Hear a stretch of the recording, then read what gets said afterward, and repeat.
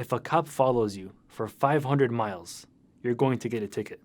Words of Warren Buffett, not me, but Warren Buffett.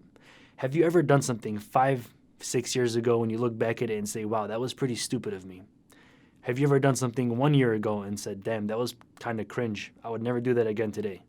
Have you ever done something 1 minute ago and felt immediate regret for your mistakes? Well, that's because you're a human. And being human means that you're going to make mistakes in life. You're going to say the wrong things and you're going to do the wrong things.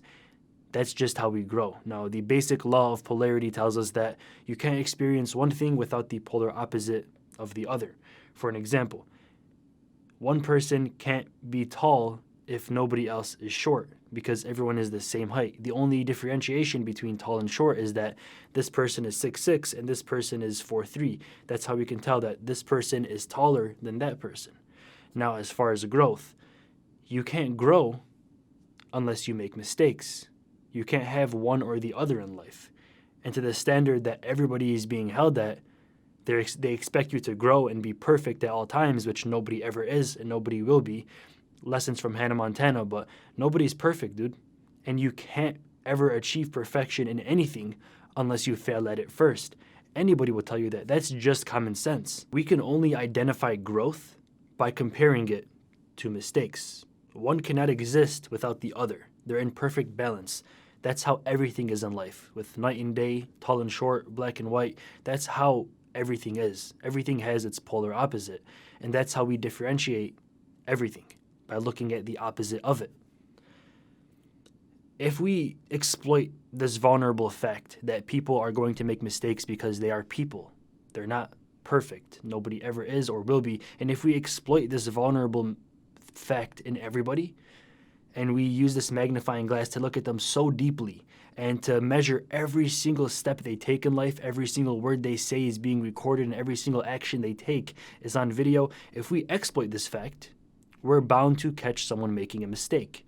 If you're a YouTuber, social media influencer, or if you have any sort of presence on the internet and someone always has a camera on you, or you always even have a camera on you at all times, if you're a live streamer on Twitch, you're going to say a bad word.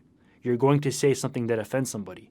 If you're streaming for 7, 8, 9 hours a day, it's only a matter of time before you slip up and say something that you shouldn't have said. You know why, right? Because you're a human being. And that's okay, and that's normal. It's normal to make a mistake because next week, next year, or even in 5 years, even when all of these cells in your body replace themselves, which is every 7 to 10, 12 years, you're going to say, oh, damn, I probably shouldn't have said that. And that's okay. When we have people that are constantly measuring everything that you do, it's only a matter of time before they get what they want because you're human.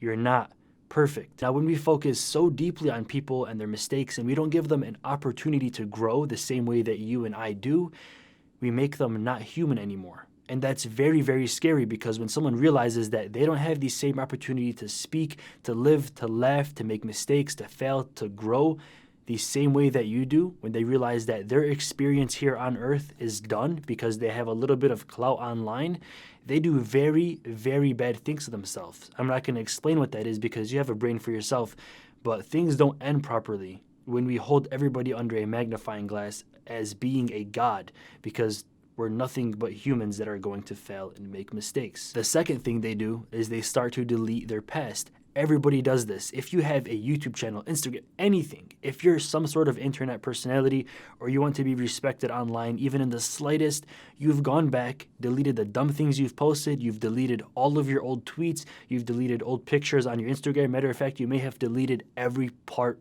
trace of you on the internet. That's what I did. That's what every other YouTuber did and does, but they don't say because they're too scared to point out the fact that, 5 years ago, back when I was a freshman in high school, I was a pretty dumb kid. But hey, you know what?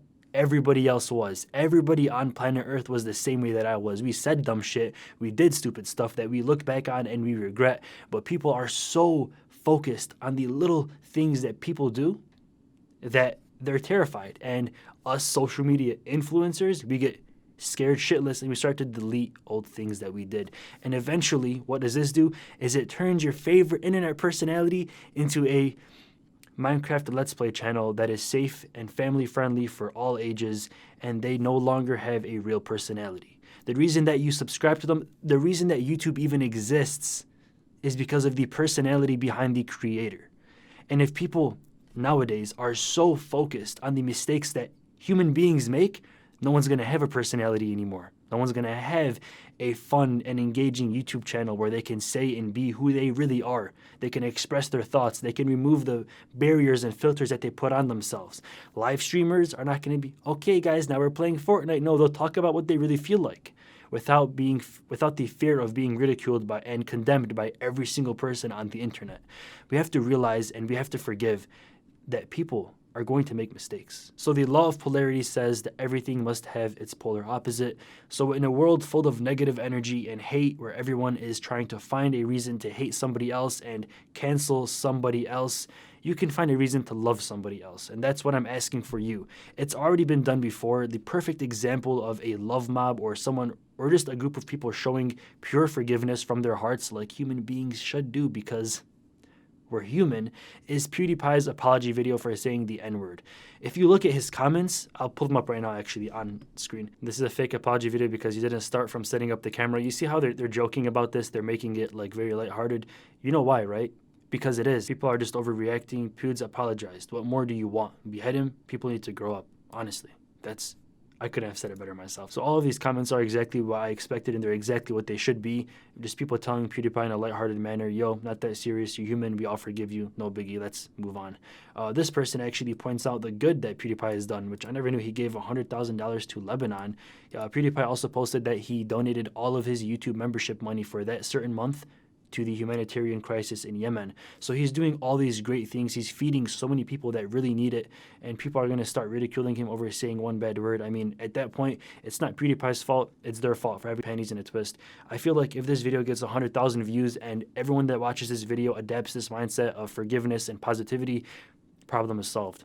Thanks for watching this video. Stay dreaming, stay lucid. I'm out. Peace.